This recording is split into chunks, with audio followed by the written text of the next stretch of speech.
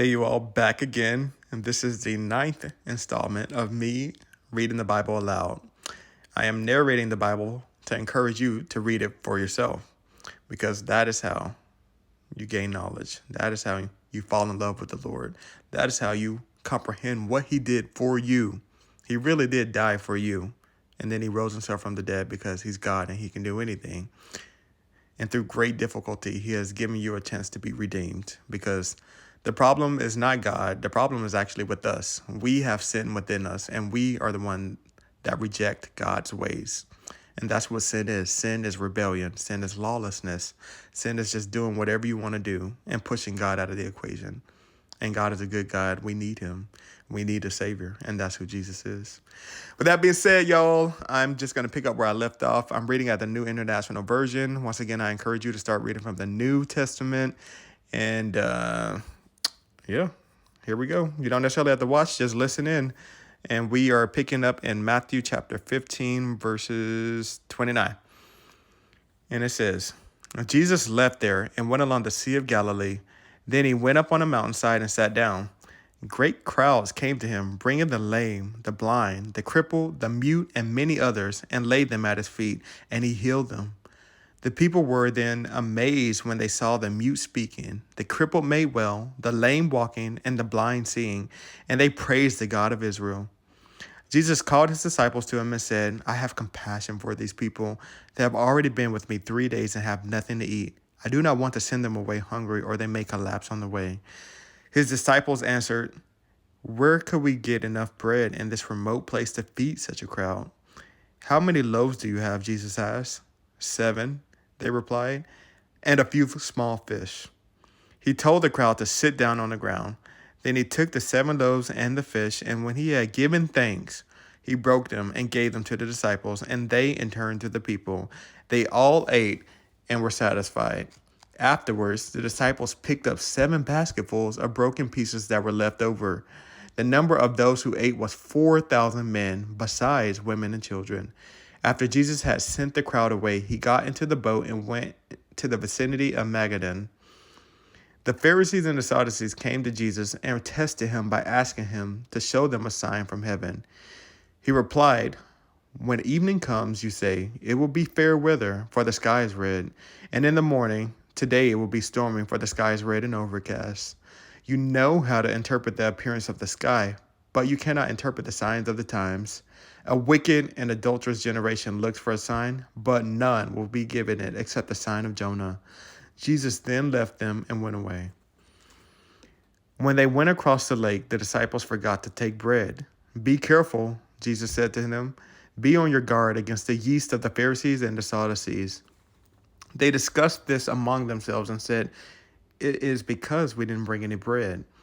Aware of their discussion, Jesus asked, You of little faith, why are you talking amongst yourselves about having no bread? Do you not understand? Don't you remember the 5 loaves for the 5,000 and how many basketfuls you gathered? Or the 7 loaves for the 4,000 and how many basketfuls you gathered? How is it you don't understand that I was not talking to you about bread? But be on your guard against the yeast of the Pharisees and the Sadducees.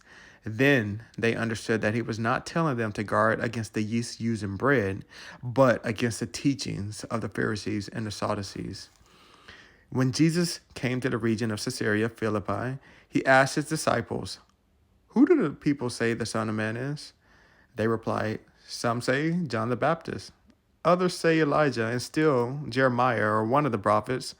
But who do you say I am? He asked. Who do you say I am? Simon Peter answered, You are the Messiah, the Son of the living God. Jesus replied, Blessed are you, Simon, son of Jonah, for this was not revealed to you by flesh and blood, but by my Father in heaven. And I tell you that you are Peter, and on this rock I will build my church, and the gates of Hades will not overcome it. I will give you the keys of the kingdom of heaven. Whatever you bind on earth will be bound. Whatever you bind on earth will be bound in heaven, and whatever you loose on earth will be loosed in heaven. Then He ordered His disciples to not tell anyone that He was the Messiah.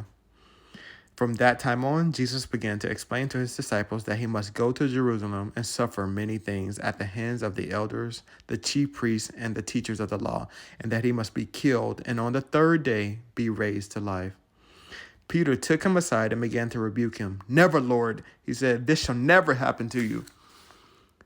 Jesus turned and said to Peter, "Get behind me, Satan. You are a stumbling block to me. You do not have in mind the concerns of God, but merely human concerns."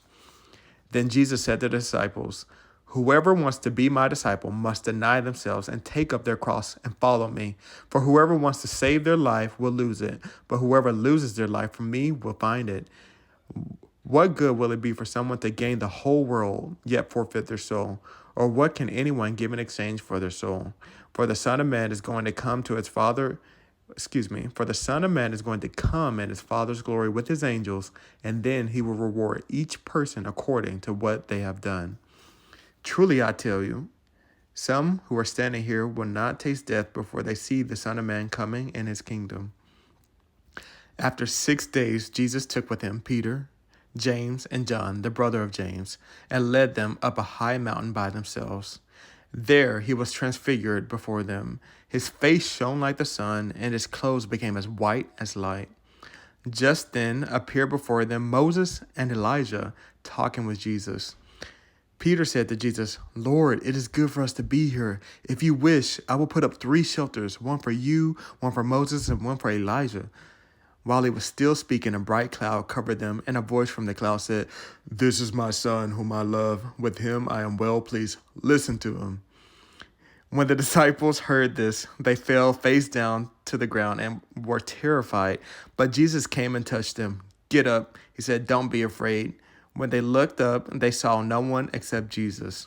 As they were coming down the mountain, Jesus instructed them, "Don't tell anyone what you have seen until the Son of Man has been raised from the dead." The disciples asked him, "Why then do the teachers of the law say that Elijah must come first?"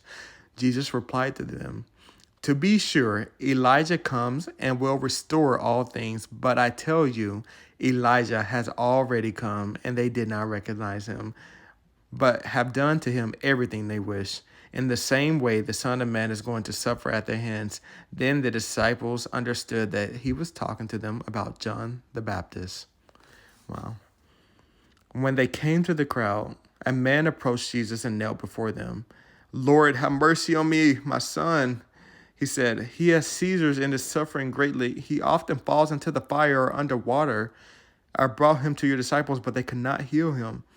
"You unbelieving and perverse generation," Jesus replied, "how long shall I stay with you? How long shall I put up with you? Bring the boy here to me." Jesus rebuked the demon, and it came out of the boy, and he was healed at that moment. Then the disciples came to Jesus in private and asked, "Why couldn't we drive it out?" He replied, "Because you have so little faith. Truly, I tell you, if you have faith as small as a mustard seed, you can say to this mountain, 'Move from here to there,' and it will move. Nothing will be impossible for you." When they came together in Galilee, he said to them, "The Son of Man is going to be delivered into the hands of men, and they will kill him, and on the third day he will be raised to life." And the disciples were filled with grief.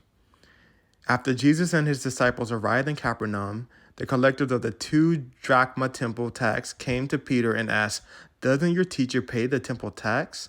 "Yes, he does," he replied. When Peter came into the house, Jesus was the first to speak. "What do you think, Simon?" he asked. "From whom do the kings of the earth collect duty and taxes? From their own children or from others?" "From others," Peter answered. "Then the children are exempt," Jesus said to him. "But so that we may not cause offense, go to the lake and throw out your line. Take the first fish you catch, open its mouth, and you will find 4 drachma coin. Take it and give it to them for my tax and yours." Wow. Y'all, Jesus is so cool. Jesus is so cool, y'all. Just the way he does everything.